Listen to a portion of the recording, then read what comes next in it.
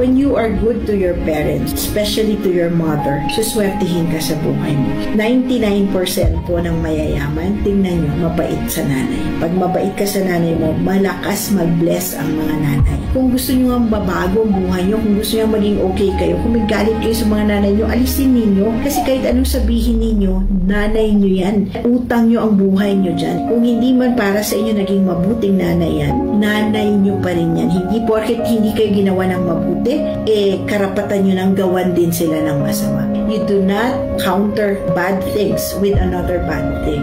Hindi po. Ilang taon na lang mabubuhay ang nanay mo, hindi pa huli ang lahat, magpakabuti ka sa nanay mo. Tingnan mo, pag sinabihan ka ng nanay mo, pagpalain ka anak, pag pinagdasal ka ng nanay mo, kahit gaano kasama ang buhay mo, maaayos yan. Yan po, lahat ng swerteng tao, lahat ng mayaman na tao, napakabait sa nanay.